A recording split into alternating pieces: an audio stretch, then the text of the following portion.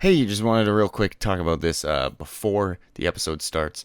So, there's a couple things that we don't talk about at all in this episode, and I'm going to go through them right now. Aspen announced that she's leaving C9 and she's going pro. Fran announced that she's wanting to go pro. Crystal had some weird visa issues, and then Hangzhou got very, very mad at him. Leave from China is joining Chengdu in Season 3, and a bunch of World Cup team rosters have been announced. All of that, most of that, we'll talk about next week, okay? But something that's important for this episode is, because this episode we talk mostly about our MVP candidates, but before I could get this episode up, they announced the top 5 MVP candidates. So basically all of the stuff that we talk about this is just personal stuff. So because most of the people we said are not in that top 5, because we each chose 8 and only had one overlap. So the MVP top 5 are Sinatra, Super, Gushui, Twilight, and Janu. So we'll talk about that next week, and we'll talk about how we feel about that. So instead of seeing us saying our lists today in this episode as like what's going to happen, it's just our thoughts. I don't know, dude. I just feel like I had to say something about it so that the episode's not meaningless. Anyway, bye.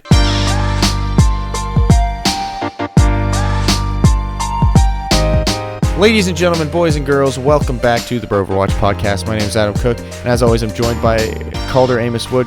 Calder, how are you since the last episode that we did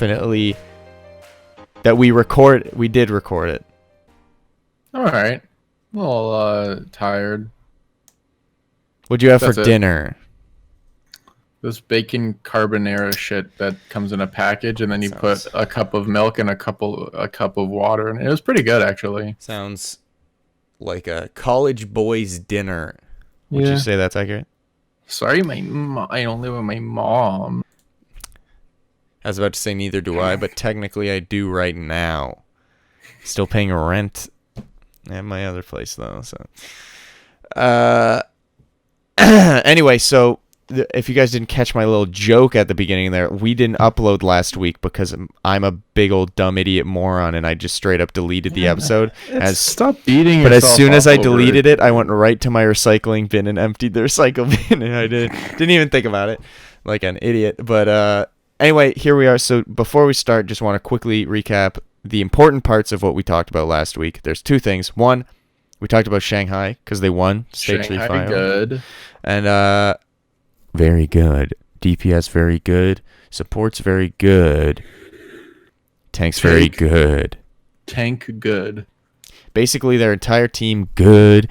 And I think it's hard to argue that as of right now, until literally any more games are played, they are hands down the best team in the league. And honestly, I think they will still remain one of the best teams in the league because 222 encourages DPS. So yeah, just got to figure out tank stuff, which they probably have already figured out. So yeah. Highlight of that match was Coma body blocking as Mercy, so just the perfect amount so that Ding could barrage. It was amazing. The other thing we talked about last week was Lullish and Elevote from Team Envy. They were only there for like a day or 2. That's exaggerating, but they are now like 2 months or something. It was a very short amount of time, but they are now on the Washington Justice. Hallelujah! We are Washington fanboys, so pray for Washington. Our prayers have been answered. So that's good.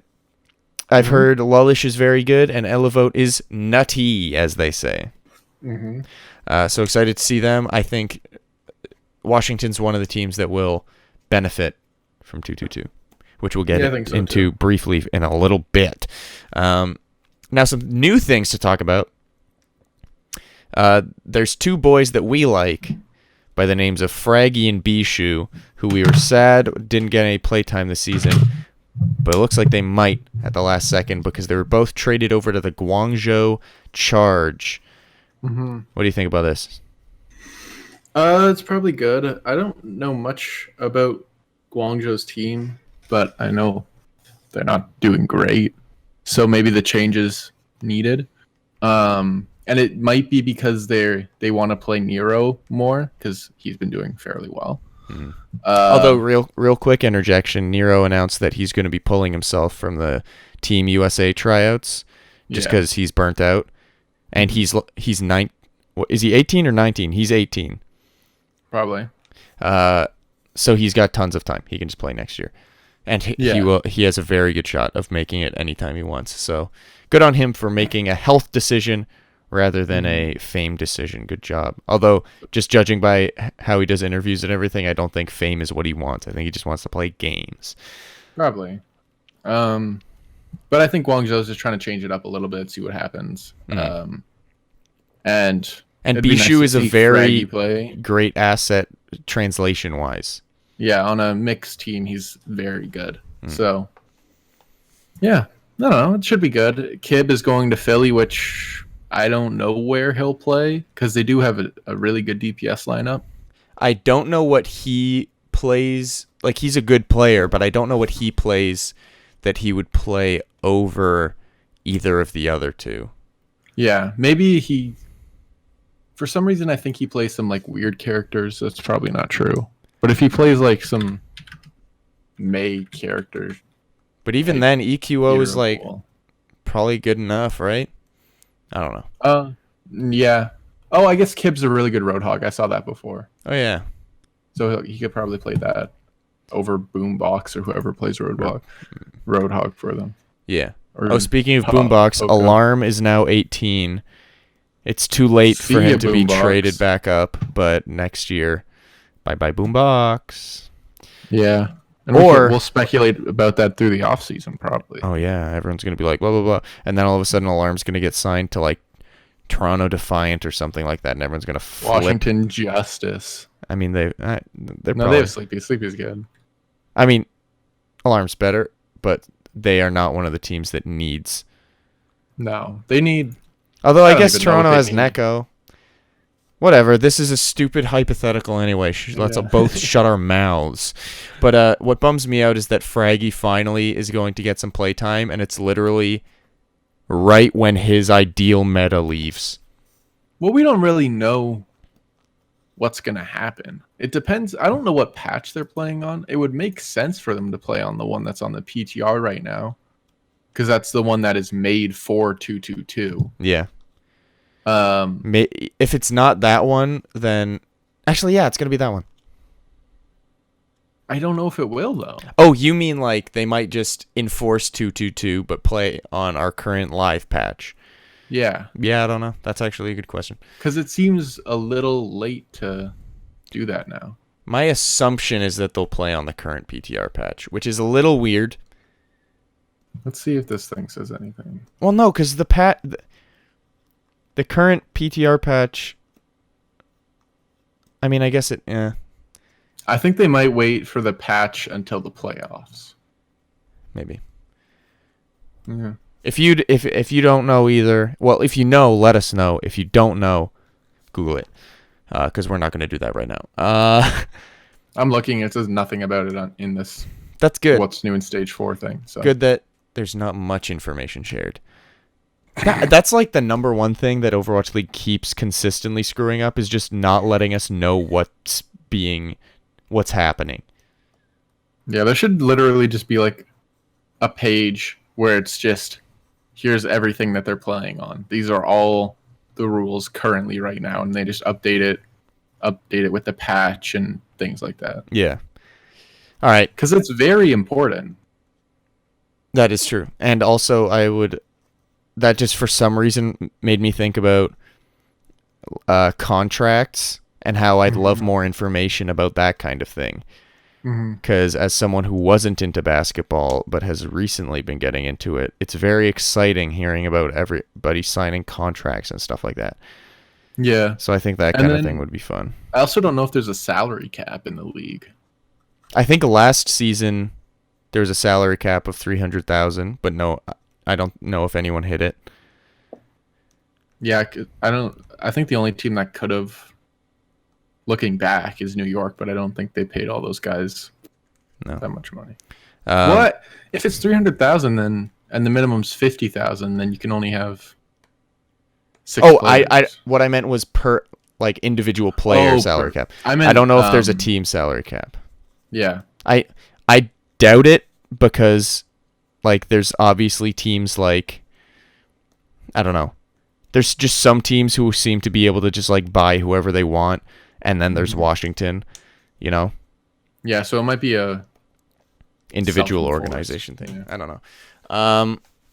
Now before we get into the main topic of the day, which is our MVP candidates, a new hero was literally announced today. We kind of knew about it before because there were some leaks. Thank you, Team Mexico from the Overwatch World Cup for leaking that on their Twitter. But how did they leak it? They literally posted a screenshot about 222 or something, and it just showed Sigma playtime. And everyone's like, who's this Sigma guy? How did they get that, though? I don't know. I didn't look into it too much, but... And honestly, it's not like it downgraded hype or anything like that. Because we just went, there's a guy named Sigma, and then they went, oh, Sigma here's nuts. A teaser, and then it went, Pussy here's... bitch. But so we're going to talk about Sigma for a bit. His name's Sigma. He appears to be a tank. Is it confirmed? I think it is confirmed. I think... Well, like, he doesn't look like a support or a DPS. Yeah. He's huge. So, assumption that he's a tank.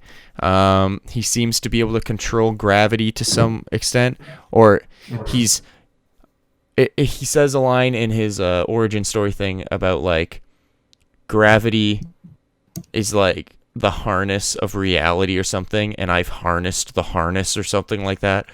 Some probably a little more eloquent than that, but yeah. I've harnessed the harness, but he looks really cool. I think that's the best.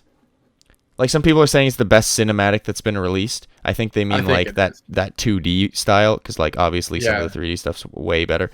But like acting wise, content wise, just like I think music wise too. Just the whole thing is put together so well, and I was uneasy watching it.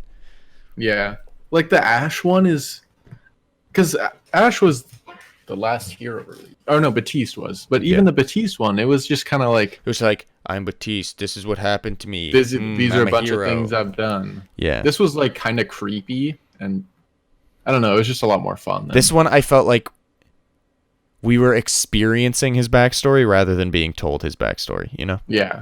It was very, very cool. So props to the Overwatch creative production team. You knocked it out of the park. So yeah, he seems to be able to control gravity in the cinematic thing. He seemed to be able to do some phasing or teleporting thing, like in and out of reality, similar to Tracer or Moira. So that might be cool to have another mobile kind of tank. And it looks like he's floating at the end of the thing. That would be cool if he just floats around. Because he's bobbing up and down. Because so I think he'll probably have some sort of vertical.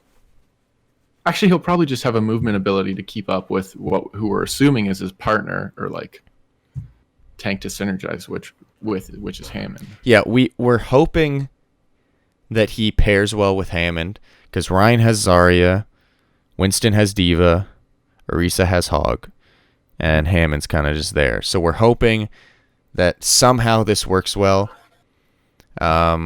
I don't think that they would have specifically used him or made him to suit Hammond.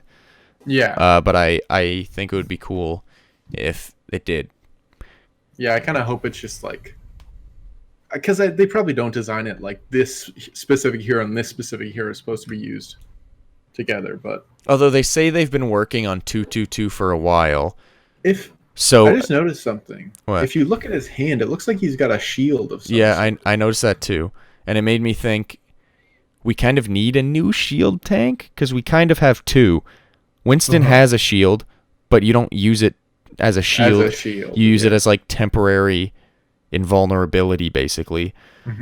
So it would be nice to have another shield. Even if it's not giant, if it's like half the size of Ryan's, that's still something. I don't know. It would be cool. I don't know. We'll see. He'll probably be super fun and sexy. Yeah. But like what I was saying was, they say they've been working on 222 for a while. I can imagine they've been working on Sigma for a while. I wouldn't be surprised if they made some decisions on him so that he would suit Hammond, knowing that 222's coming. So like you kind of need to pair with another tank. Yeah. Or Well, they won't be. Yeah. I don't know. He just looks really fun, and I'm excited to play him. Yeah. Looks cool. He's very, very mad scientist. So, yeah. All right, that's Sigma. We're excited. Sigma nuts, pussy bitch. Not sure when he's going to come out, but... Oh, there's also this league picks thing. Oh, yeah, let's briefly talk about league picks. It's basically what you've been doing gambling, except you get league tokens. Yeah. It's kind of cool. They kind of say something weird about like you can do it on browser on overwatchleague.com or on your phone on browser on overwatchleague.com, but not on your phone on the app and not on Twitch or MLG. So it's very specific where you can do it. I'm sure that they'll expand it a little bit next year. It is a beta too, right? Yeah. So basically, it'll ask you questions about the upcoming matches, and then you'll answer them. And I think it's like 25 tokens per thing you get right or something, which is actually a lot more than I thought it would be. If you get four things right. It's not 25 things per token. It's question. I think it's you get a question right, and it's added to like a challenge.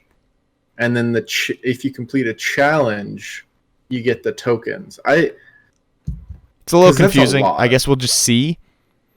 But, because, I was thinking if you answer a question and you get it right and you get 25 tokens, I can make 4 correct predictions in a day. That's a skin every day. I don't think they do that. I'm going to have every skin in the game. It is a great way to encourage more people to watch and engage. And be able to say, I was right about this upset. Anyway, so that's a cool thing. Now, let's get into the MVP chat, because I feel like it's going to go longer than we expect. Well, we can't go too long. Your mommy's making dinner. I don't know why I said that. So, today we're going to talk about MVP picks. We talked a bit about MVP in our mid-season awards episode, and we basically said Sinatra.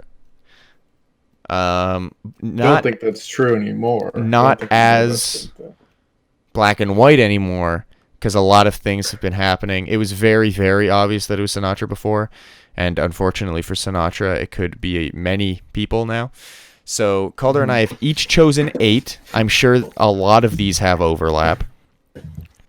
Probably. There's only so many players in the league. And I'm sure there's many that I want on here that I'm missing. I know there's one in particular that I wanted to put on here, but he hasn't been playing recently, so I'll just say Who is it? Tell me. Fraggy. OGE. I was going to put him on, but I was like, he hasn't been playing recently, which is unfortunate for him, but, you know. So, yeah, we each have 8. My guess is almost every single time one of us says a player, the other person's going to go, yeah, me too. But we'll go back and forth. Would you like to start, or do you want me to start? I'll start. Okay. And this is no specific order either. No specific order. But my first one on my list is Twilight. Okay, I also have Twilight. So Twilight's very good. He always plays very well, and teams kind of realize that they have to shut him down if they're going to beat Vancouver, especially Shanghai in the last stage playoffs. But even when teams try to shut him down, he usually still does well. Yeah. Whereas like with Jonak, when people try to shut him down, he usually dies, and then Vancouver then New York loses. I don't want to compare him to Jonak, but I think that could be like just what hero he plays too, because he plays a lot more Ana than Zen. And Ana has a lot more utility and escapability than Zen, because you have to basically kill them if you're Zen. Yeah. When someone dies, you can sleep them if you're Ana, or nade them At and least make them nade scared. them and yeah. But Twilight's been playing it incredibly well, and yeah, it's been fun to watch him. Yeah, he's someone who I didn't really consider as MVP just because I think a lot of the Vancouver players kind of got lost in the MVP talk because they were just seeing it's like, oh yeah, Vancouver's crazy good. So people didn't really go, oh yeah, Twilight's really good, because it was like, yeah, he's on Vancouver. Yeah. And he's winning. But there's almost a point where you look at Vancouver and you're like, you could switch out like one or two of these players and still have a really good team. Yeah. Which might not be true with specific roles. Like maybe I can't even think of one right now that you could switch out. Maybe Janu. I don't know. I don't know. Even he's then, pretty. Still he's one pretty of the nuts. best divas in the league. Yeah, it's basically. So, like you could probably switch Janu and Choi Hobin, but that's about it. I think genuinely, like all of the Vancouver players could, apart from Stitch, and Hureg, be in the running for MVP. But yeah, Twilight is someone I think who Twilight's in it for me just because he enables the whole team a whole lot more than and his individual play is also just as good. So because if Bumper was on Washington, I don't think we'd be like, oh, Bumper's amazing. Yeah, it's hard to be a shining light when your whole team is a gigantic spotlight. Yeah. So, but Twilight manages to do so. I do so many analogies. That was like the first one I've ever done that was decent. And I saw you smile in a little bit of approval when I said it. My analogies are so bad. I know that's what you look for. All I need is your approval. But yeah, Twilight, crazy good. Time to take him off the list. I'd be okay if he got MVP because he deserves it. Yeah. Do we go to me now? Yeah, we can do that. All right. We mentioned him before. He's still on here. Sinatra I put on. He's on my list too. He was the second person I put down. What was Twilight for you? Was he the first person? He was like sixth. Oh, fuck. But it's not in order. You even said it's not. Although I guess it kind of is in order just because it's who came to mind first. Yeah. Sinatra was my first. Just because I thought we were talking about him before, so I just put him down. And he's still insanely good. Yeah. My concern is him not playing much in stage 4 and then people forgetting how dominant he was in stages 1, 2, and 3. Yeah. And even if you say he's not now, just because of what they did in stage 3, there's a lot of recency bias in that. And it's like he's still one of the best players in the league. Yeah. Best Zarya in the league. If he was the most dominant for like 2.5 stages of the league, you can't really be like, he's not that good. Yeah. Like he was hands down the MVP for 2 stages of the league. That's nuts. Yeah, Sinatra, like we're saying, was the top player for the first half of the league. Stage 3, Shock as a whole kind of had a bit of a whoopsies because like Somber Goats was a thing that they didn't really adapt to very well, and then all of a sudden a bunch of DPS was played. They adapt decently to it. Like the finals was close. They made it to the finals again, and it was a close game. Oh, they're getting you. Yeah, Sinatra. It's because this podcast is so fire. Am I right, dude? Bam! I still think that Sinatra is my number 1 pick. I know we're not putting them in order, but I still think he is. And even though I said it would suck if he didn't get played in stage 4 and then people forgot, I do think that if he doesn't get played in stage 4, he will no longer be my number 1. But to me, he's still my number 1 just because going into the season, everyone was like, Sinatra's going to be benched, haha, lol, Tracer 1 trick, blah. And then he was like, final play Zarya, and then just absolutely dominated, became hands down the best at that role. Maybe ever. Maybe that's a bit. But I always feel scared saying things like that because people will come out and be like, have you never heard of Daniel? And it's like, who, what? Apex Season 1, second half. And it's like, okay, dude, I was like 13 years old. I'm not... I was 13 years old 3 years ago. Fun fact. No. Pretty close. But yeah, Sinatra's still my number one. Mm-hmm. All right, your Do you turn. want my next one? Sure. My next one's Violet. I don't have Violet. Ooh, there's some. Okay. Because I was watching him, and And you just tweeted like, about it because you went nuts he's about just it. so good. And I don't think he's better than Twilight, but I think he's probably second in like the off support, whatever role that is, because they play Ana too. But in the class of like Jonak, Violet, Twilight, whoever else, I can't think of names right now. I think Violet's probably second, and then Twilight's first. I just said Violet, so everybody remember that.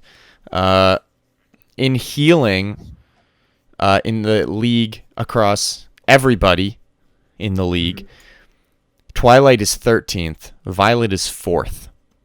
Yeah. And in damage, Twilight is 52nd, Violet is 32nd. Mm-hmm. So I'm looking at all these things. Eliminations, Twilight's at 68, Violet's at 41. Violet is above Twilight in all of these stats. Yeah. Maybe I should I have don't looked think at that that tells before. the whole story. No. Just because of I think Twilight has more different- carry potential. yeah, but there's a difference in play style, and like Violet does almost all the healing on that team. Just because that's how they play. Like Moth is a lot of setting up plays. He does a lot of trying to boot backwards or I guess boot forwards. Tanks and who's the other? And Rascal's. Like the most healing Rascal's going to get is when he's on Batiste. Yeah. Batiste. So now I will say this. it's just Good pick. I think that Violet for me is I know we're not talking about it, but he's my rookie of the year. yeah. Solely because, like, I know 90% of the league is a rookie this year technically, but he is legitimately like, he wasn't even old enough for the first bit. Yeah. Like, he is a rookie. With that logic, you could also argue Nero, but I don't think he's made nearly as much impact in the full season as Violet. Which kind of sucks for a guy like Nero, because then next season he's technically not going to be a rookie, so he's not going to be eligible for that. Yeah. But what? That happens a lot, though. But Violet, to me, is the rookie of the year because he's legitimately a rookie boy. He's a young boy in a league, and he's really good. Yeah. So I think your pick is good. Good job picking him. Here's a question. I want to switch one of the players on my list. Actually, I'll just do it. I'm going to sound like such a homer. All right, my turn, right? Yeah. My second, right? Yeah, my second. Well, it'll be your third because we agreed on Twilight, Sinatra. Yeah, but Twilight was 6. Oh, like your second pick. Okay. The second one that I wrote down, not necessarily my 2nd pick, but is Mono. Oh, I have him too. Nice. I think he's the only player on the NYXL that I have on the list. Yes, that is me as well. And that is because even when New York is slipping, Mono is dripping on the other team. I don't know what that means. Okay. You had a good one this podcast. You don't have to keep trying. That wasn't an analogy. That was just me rhyming. But Mono is crazy good. Maybe it's the new haircut, but probably the new haircut. That's usually what happens. But yeah, Mono, we've talked about it before. There's players that are better than him on certain tanks, but he is the best overall at the most tanks. He can play every tank well. Yeah. And very well. Mm-hmm. Maybe Super or Bumper are better Rhines. Maybe Gesture or Goucheway. Definitely Gesture or Goucheway are better Winstons. But they also don't really carry their teams like Mono does. Exactly. When everyone else on his team is freaking out and panicking and throwing the game and tilting, Mono is always killing it.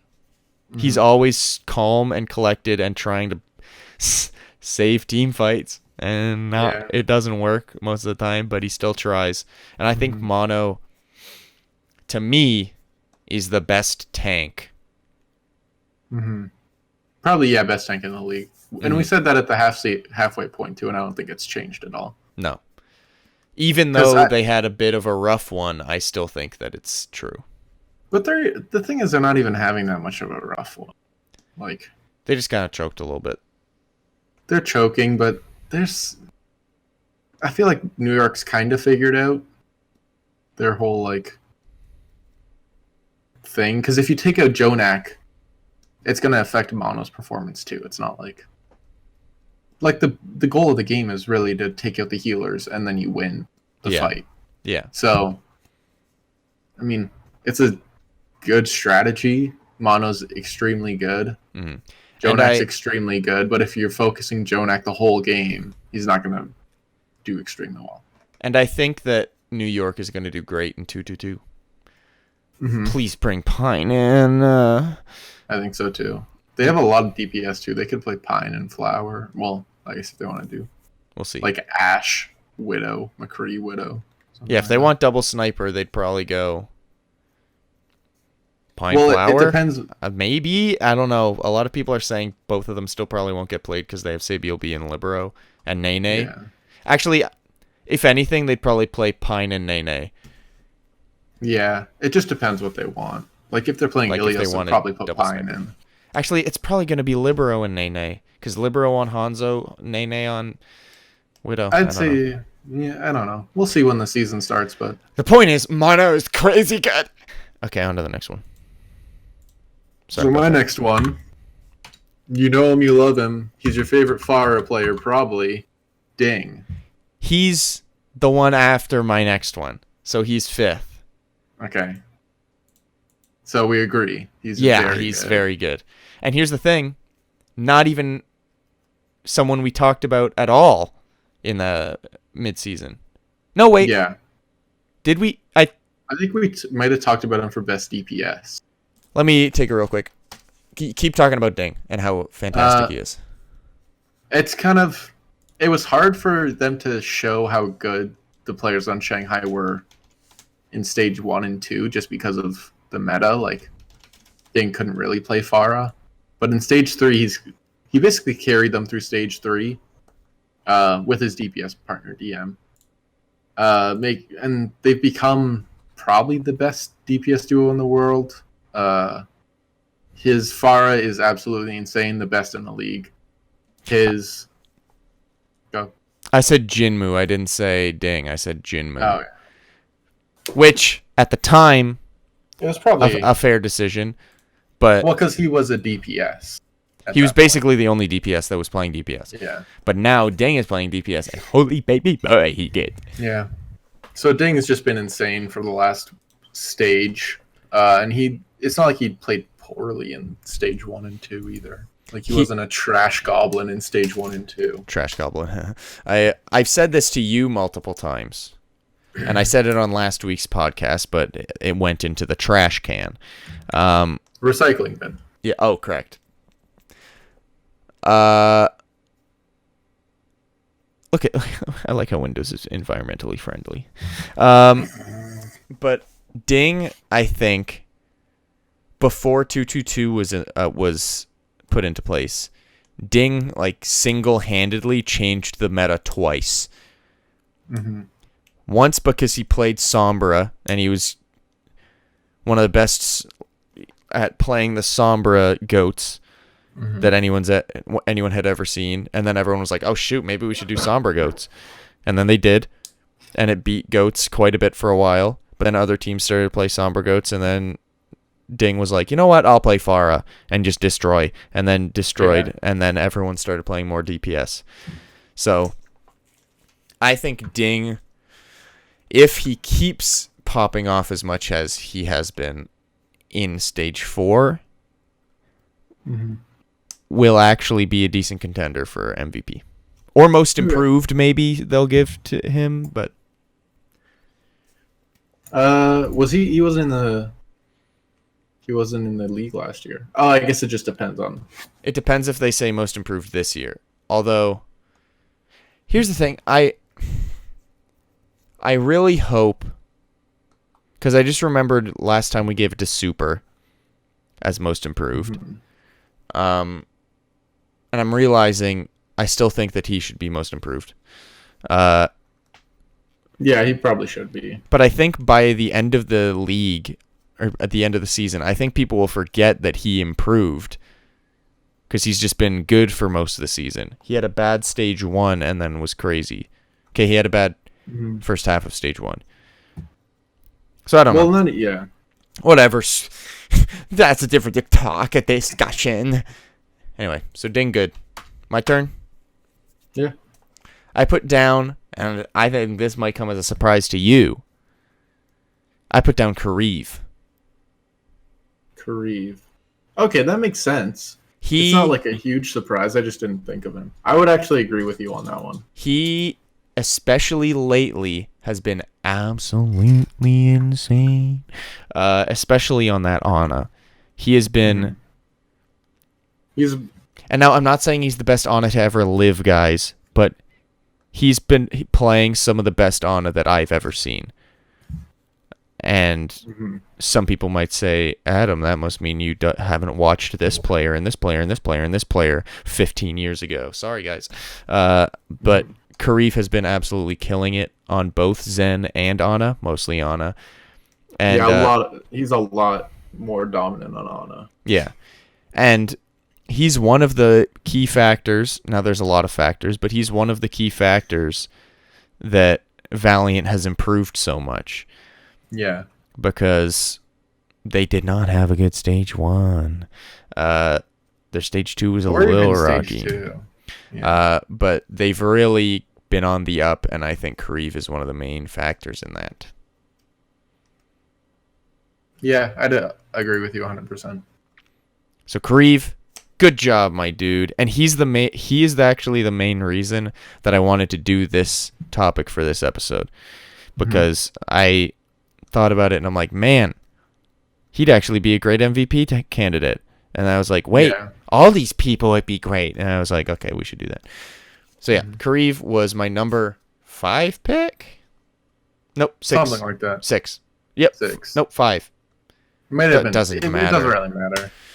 Also, the Valiant are 1 win out of the playoffs. If they win 1 game, they are in the postseason playoff cut off line. And they'll have a near, depending on the map record in that game, they'll almost be at a 0 map differential. Similar to Atlanta Reign. That's really good after going 0-7. After we finish the MVP talk, let's talk a bit about standings. Yeah, right. And then we should talk about them next week, or like Thursday or whatever. Yeah. My next one's Hawksall. Just because of like how insane he's been on Brig. And this spot for me was kind of between Rascal and Hawksall. But I just felt better giving it to Hawksall. Because Rascal has kind of showed everyone how to play Batiste, which is amazing, but I don't think that's an MVP candidate kind of thing.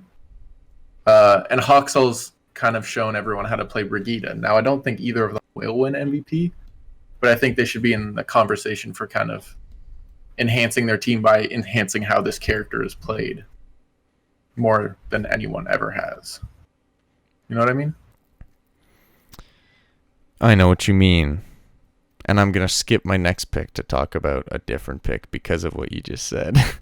Were you going to say Rascal? Well, let's talk about Hawksall for a little bit more for a second. Yeah, I think I kind of forget how good he is, and then he goes nuts. I don't know what his role in 2-2-2 is going to be. I think he's a DPS kind of. Yeah, but he hasn't for a while. My guess is at least for the rest of the season, I could see him playing more next season, but I think for the rest of the season, wouldn't be surprised if it's a Sominsu Stitch situation. Yeah, I'd probably guess that too. Or maybe a Haxall Stitch situation. I don't know. Stitch is definitely in because he's crazy DPS. But What about Hureg? yeah, we'll see. But yeah, I think Haxall has, like you said, been in a world of Briggs complaining and not being seen as Honestly, good. He's been able to look good. He could probably play Brig if they played on the new patch because of just the sheer healing output she can do now. Like, it's kind of insane how much she can heal. Yeah, but then he'd have to replace Slime or Twilight, which I don't think is going to happen. Yeah, that's true. I kept thinking that they could, well, maybe Slime, depending on what they play, right? Because if they want Bumper on Reinhardt, they'd want, I don't know. Yeah, because Bumper's Winston isn't. I don't know. I'm interested to see. Although I will say, just on the 2-2-2 thing, Monty said that the teams voted on whether or not to bring 2-2-2 to the league, and apparently it was overwhelmingly in favor. And even top teams, he didn't say any specific teams, but he said even the top teams, so I'm assuming that means Titans, Shock, Excelsior, Gladiators, but no. I meant Hangzhou is what I meant. But all of those teams, assuming, voted for it, and there's probably two reasons. One, I don't think any of them are scared they're going to do bad because their teams are great. No. Two, I think most of them are thinking from a business and career standpoint. It just secures their jobs for the future a bit more, knowing that the league is more stable and clean. Yeah. So good on them for not just being like, we're winning, let's keep it our way, you know. Yeah. And even if they didn't vote, I think it would have still gone through, which... Yeah. Because there's 4 teams. Like, fuck you guys. Yeah. Just because you're doing well. You want to ruin the whole league. Yeah. That doesn't make any sense. We'll get... Never mind. I was going to say something. I had to talk about Rascal. Because you mentioned him and said you almost put him. I think that Rascal, sleeper pick on my list, maybe battling with Kareev, is the one that I want to get MVP. Not the one I think will or necessarily deserves the most, but he's one of the ones along with Kareev that I think I want to, because no one's really, like, people have talked about him, but he hasn't really been like the topic of conversation basically all season. And then you look at his stats and they're absolutely disgustingly nutty. Like he's like 7th in healing or something. Yeah, well, let's find out. Well, I guess this is... Oh, yeah, he's 7th in healing in the entire league. Yeah. He's a DPS player playing on Brig. Remember when I said, like, oh, he doesn't really, like, heal that much? Then I went and checked, and I was like, oh, fuck. So then I put him on my list. But then I felt bad about doing that. I felt dirty. Oh, is that the one you switched, but then you switched back? Yeah. Yeah. Rascal is, to me... He is the most consistent player on Shock, in my opinion. Yeah. I have not... Him, Moth, and Choi are tied. Or close. Like, 1-8. Because Moth does have off games, and Choi makes some mistakes, apparently. That's what he says. But, yeah. Rascal, to me, being a DPS player, going out to Brig, being the 7th highest healer on Brig, and then quickly adapting to a new hero and being not only the best Baptiste player, but showing people how Baptiste should be played. I just think that he, to me, is like very much should be in the MVP discussion. Yeah. And even though he was lower on my list, it's just because I was like, who else? I know the... Shoot! Rascal! I put him down. He's probably my 2nd or 3rd pick, maybe even 1st pick for MVP right now, just from what I want. Not necessarily, like I said, not necessarily deserves it more or will get it, but just from what I want, I just think Rascal is underrated, even though he gets a ton of praise. I think he's just nuts. Yeah, I don't think he has like the whole media thing around him. Like the casters aren't talking about Rascal the way they talk about Twilight or. And Rascal never gets interviews or anything like that when they win. Yeah. I actually don't think he's gotten one. It's almost always Super. I love Super, but it's almost always Super. Yeah. But he's amazing. Yeah, Rascal, I would love it if he was MVP. And I just want to hear him accept the award with his high-pitched child voice. So yeah, I had Rascal. What's your next one? Oh, that was yours. Yeah. Mine's DM. Good choice. I don't have him, but good choice. Because I was looking at the list. This spot probably should have gone to Kareev if I thought about him. I just didn't. Like I thought about my first 6 pretty easily, and then I had to think pretty hard about Hawksall and DM. Because there's kind of 6 players that are talked about a lot, you know? But he's insane, and he's one of the best hit scan DPS in the world right now. It might just be because no one really is playing because he's like the only one playing it. But it's also, I think he also could like destroy a lot of the league. He's kind of, even if they were like if you put him in the league last year, I would have loved to see that when it was double sniper or just like a Widow meta. That would have been insane. Well, that's probably what we're gonna see in stage 4, at least Hopefully. at the beginning. But it's kind of funny looking back to the All-Star game when the Widow 1v1s and DM won, and everyone's like, I don't really like the DM one. I don't know. It seemed like weird that certain people weren't in it. I don't know if DM deserved it. It's just weird that he won. And now looking back, it's like, it kind of makes sense that he won, boys. He's kind of the best. Yeah. Hopefully he gets in those 1v1s on stage 4. A lot of people are saying like DM better than Carpe, and then some people are responding saying, I don't know, Carpe's not really played much Widowmaker lately. I hope, nothing against Carpe, just want to put that out there. I hope that in stage 4, Carpe plays more Widow, and DM is still better. I don't know. I just love. I'm gonna see if they play each other. They probably Keep will. talking. Yeah, DM's good. DM is good. DM good. DM is quite good at the game. They don't play each other stage 4. That's sucky poo. So maybe in the playoffs, if Philly can hold on. Doubt it. What?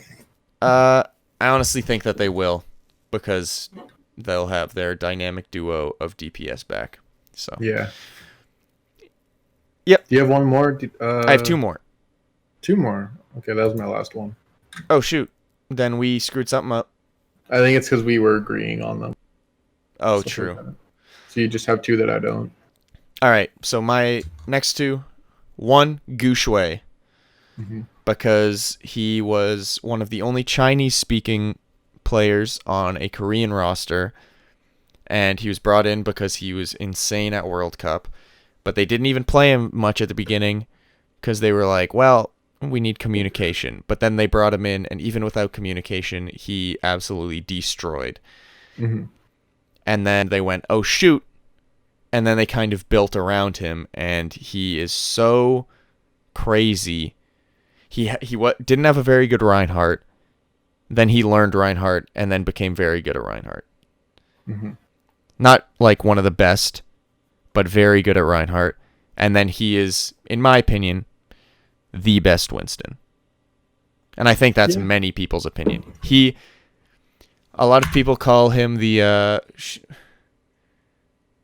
Primal Blade whenever he primals, because it's like he has Genji Blade, because he just knows how to just jump, and it's absolutely insane. So Gushui is one of mine. I think Gushui is nuts. Last one. Yep. I thought you were going to mention him, but you didn't. Choi Hyobin I put down. And Choi Hyobin I put down because I watched him play Hog in, I think, the finals against Shanghai, and the amount of carrying he was doing. It was when because Shanghai won 3 in a row, and then Shock won 3 in a row, and then Shanghai won 1. In the 3 in a row that Shock won, Choi Hyobin was absolutely mulching them. Yeah, he's insane. His hook accuracy was nuts. He was nuts. He was being nuts. He was crazy. Was that a fart or was that your chair? That was my chair. Okay. You could have farted and just said your chair and we wouldn't know. Okay, yeah, it was your chair. I believe you. Yeah, there's something with the Shock teams where it's like, or even the top teams like Vancouver, Shock, I don't know, Shanghai. You could probably put a couple of people on it. I kind of felt bad putting more than one person from Shock and Vancouver on it. Yeah. And Shanghai. Because there's a lot of other players. But if I put, Sinatra, Rascal, Violet, Choi, you'd be like, okay, dude. Yeah. Just put the whole starting roster. I'd have been like, fanboy. Yeah. And see, that'd be okay for you because you're a fan of about 6 or 7 different teams. All right, bye, everybody. Was that a good meme? Is that a good meme? That's going to look terrible in the video. What was the thing that you texted me and you were like, I'm starting to like this team a lot. Oh, Toronto. Because I watched, they released a video. It was basically just Mangachu and Gods and Logic just goofing around. And I was like, finally they're getting some brand. Now, I'm not saying that... don't get it misconstrued that, full Korean equals no brand. Because New York has brand. Vancouver has brand. You can. It's just Toronto wasn't really trying to be like, isn't Neko so funny? Right? Yeah. Most brand they had was Roki is cute. Roki's an adorable little turtle boy. Yeah. There's that video of Gods where he's like, he had the clout glasses on. He's like, hey, I was like, baby. This is great. Hey. 0-7 in stage 3. Which, by the way, Valiant 0-7 stage 1. Then they clap back and they're nuts. Houston 0-7 in stage 2. Then they clap back and they do a lot better. I thought you were gonna say in their nuts, and I was gonna. No, okay. Not quite. All right. Not quite. They were nuts sometimes, but they weren't Valiant level nuts. They were a lot better. Toronto just went 0-7 in stage 3. Time for them to clamp it back, boys. There's no stage 4 playoff, but still, they can do well. Anyway. I mean, there are 2 wins out of the playoffs. They have a horrendous map differential, but... So I just deleted all of my picks. I was going to just review them all again, but you guys can rewind. Who cares? I think we agreed Twilight, Monos, and Ding, Rascal, Hawksall, Kareev. And then there's a couple other ones on there. A bunch of other cucklords. If you could choose, and this can be who you think deserves it more, who you think will get it, or who you just want, who would you choose for MVP right now? Who I think will get it is Twilight because of how the casters talk about him and how that kind of just puts... there's only one way to really watch Overwatch League, and that's through the way the casters see it. Yeah. Although players and coaches and stuff also vote on it, so that's... Yeah, but I think who knows what they think? It affects a lot, Yeah. Because they're talking to players and coaches about it. The casters talk to them. They're like, isn't Twilight nuts? Yeah. So, not you think it's going to be Twilight? Who do you want it to be? I think I want it to be Rascal after the case you made. Really? I think that'd be amazing. Yeah. Just a real support role player who is actually insanely valuable to his team. Yeah. Because there's better players, but there's few that are more valuable.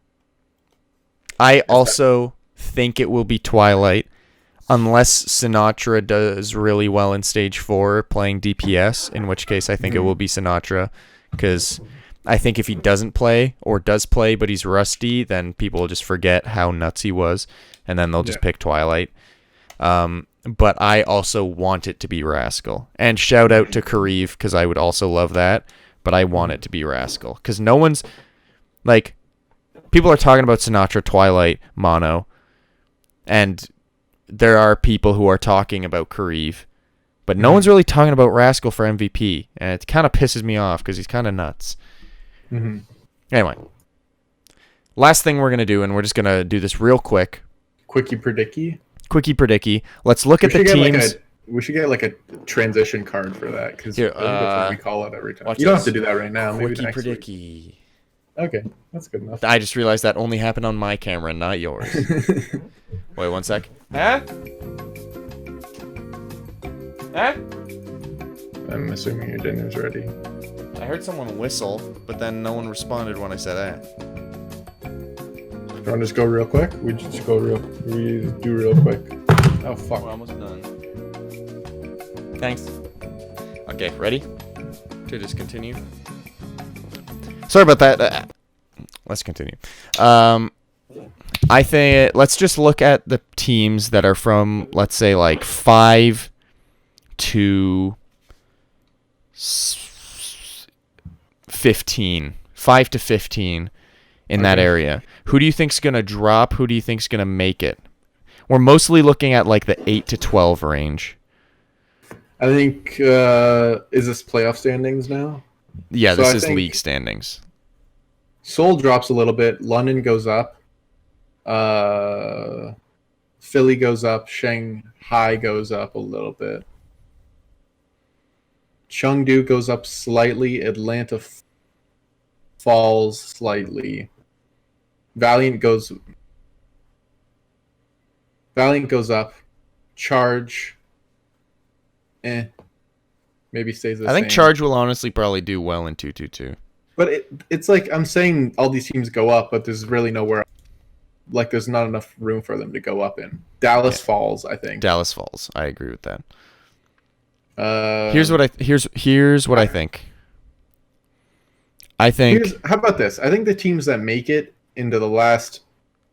Okay, let's just say this. It's safe to say, Shock, Hangzhou, Gladiators, and let's just say Shock, Hangzhou, Gladiators, and Seoul are going to make it into at least the play-ins, and then obviously Vancouver and New York make it because they're the division leaders by quite a bit.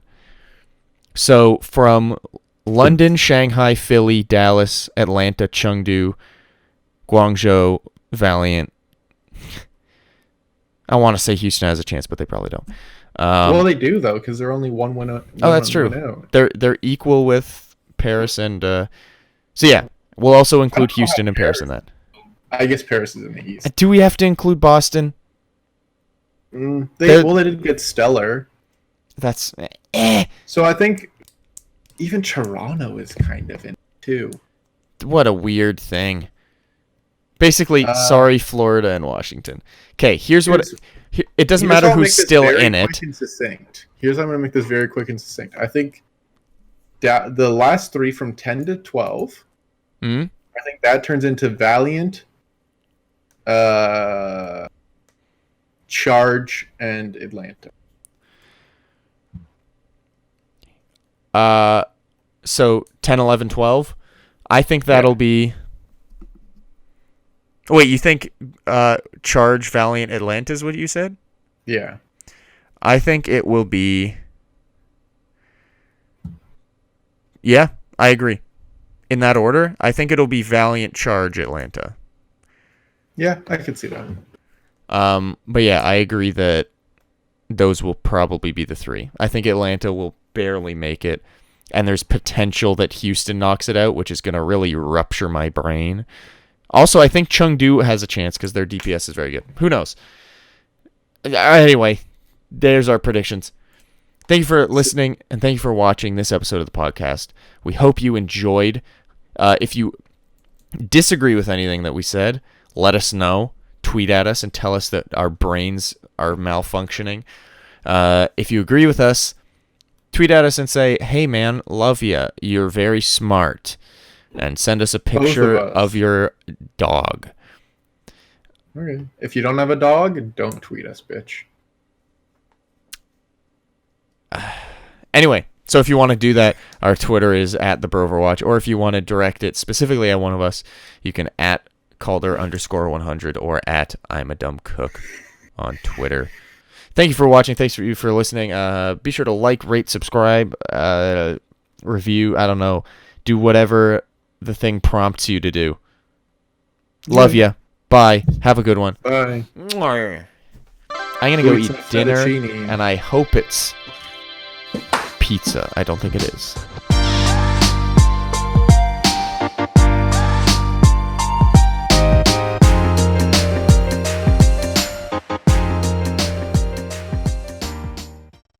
I mean, we are adversaries in the game, so like I'll trash. We're probably going to swear at each other a little bit. And by that, I mean you're going to swear at me a lot, and I'm going to go, you darn dingle dang. But yeah, I think it'll be fun. Okay. If we do that. All right, let's do that. Bye. Bye-bye. Yar. I get fucked, pussy. Okay, I'm sorry. Have dinner. Good night.